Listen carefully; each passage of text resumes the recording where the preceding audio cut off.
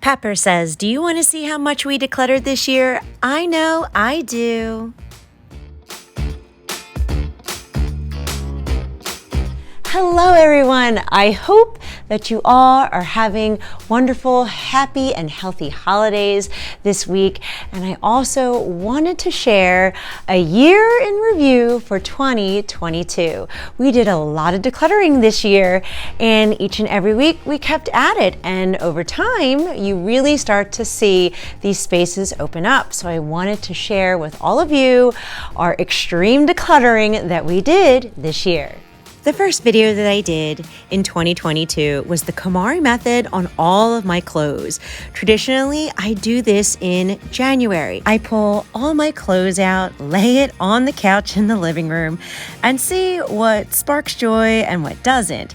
And I have to admit that this is the first year that a lot of the clothes did not spark joy. And I got rid of so much stuff in one sitting.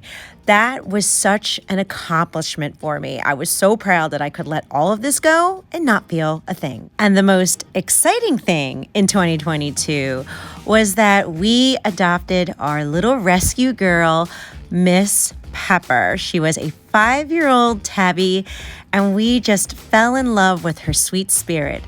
And each week, she was by my side, helping her mommy declutter and be an emotional support kitty. She has brought so much love to our family this year, but especially just being with me as I declutter, as I process those emotions, as I start to let go. She was always by my side there, and it almost felt like she was like cheering me on, being so proud of her mommy for letting go of so much stuff every week. She definitely is just a blessing to us. And since we decluttered so many clothes, it was time to get back into the bedroom and organize what was left, because this year I was really starting to focus on my ADHD and my lack of organizations and routines, and figuring out what worked for me and what didn't. I started organizing my clothes the way Marie Kondo did, how she kind of did that tri-fold type of folding so that the clothes could be happy in the drawer. And of course, as a recovering hoarder, I really identified with making my clothes happy. And of course, we cleared out that floor. The closet looked 1,000 times better, and I could finally close my closet door, which always had to stay open because there was always clothes and stuff and things in front of it. And I was very happy the way that it came out. And once the bedroom was done, we came into the kitchen because that was getting messy too. We focused a lot on the upstairs during the wintertime because the basement was freezing cold down there. Next, we went into Brandon's room because he wanted his own series where he cleaned up his bedroom because he didn't like how it looked anymore. He didn't want it messy. He wanted it neat. He wanted it tidy, and he wanted it changed. So we got into his room and we started cleaning everything up. And I was very happy to find out that Brandon could make very easy decisions on what to declutter and what to let go and how to clean up, because my fears were that one of my boys was going to grow up and be a hoarder and just struggle with those internal battles. So it's very important that now, while they're young, I teach them how to clean, how to declutter, how to let go, and how to enjoy a neat and tidy room too. And of course, his younger brother, Tyler, also had a messy room, who wanted his own series too. He also said that he didn't want a messy room and that he wanted his room to be neat and tidy as well. So of course, we got right to decluttering. Now, I was very, very proud of him because he tended to hold on to more things than Brandon, but he actually was able to make quick decisions and able to let go of things too. Since I recognized my hoarding behaviors in childhood, but never cleaned and decluttered my room, I didn't really develop those decision-making skills to let go of anything. I just kept hoarding and holding on to everything that came into my life until basically adulthood. So by teaching my children these skills now, My hope and my prayer is that they'll be more successful when they're adults and not have the same struggles that I did with my hoarding disorder too. At your core, you always want your child to have a better life, a more successful life, and not have the same struggles that you do as a parent, like finally deciding to change when you're a level 4 hoarder, which actually is fine because that's the journey that I was meant to take in this lifetime.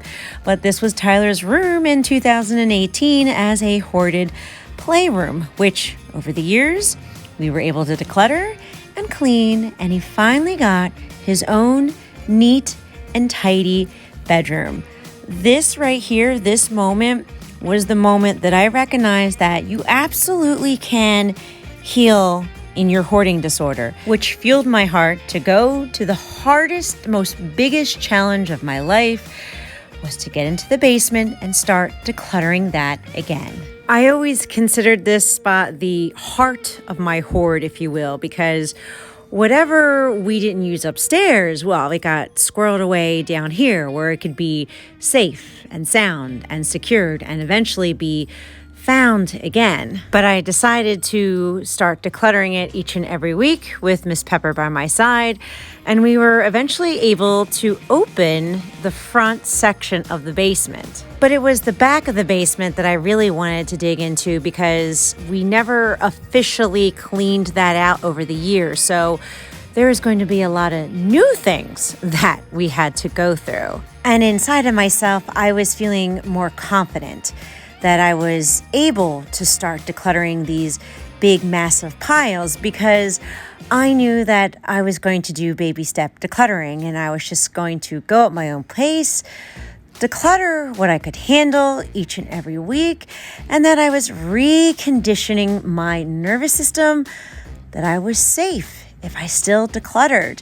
And each and every week, I was coming up with these big tossy piles. And we consistently worked on it all through the summer, even going into fall.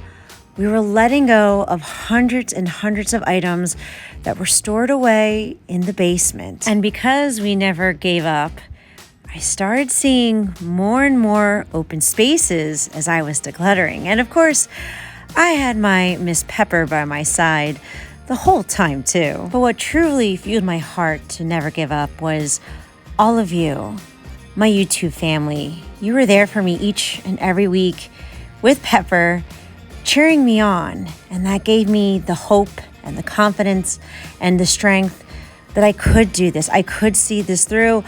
I could let things go every week. And over the summer and into fall, I finally had the back of the basement decluttered and an open space. And it was just such a moment to be like, wow, I can do this. I really can. And I'm still okay. I'm not being triggered. My anxiety is not being triggered because I have this big open section in the basement. And we didn't stop there. No.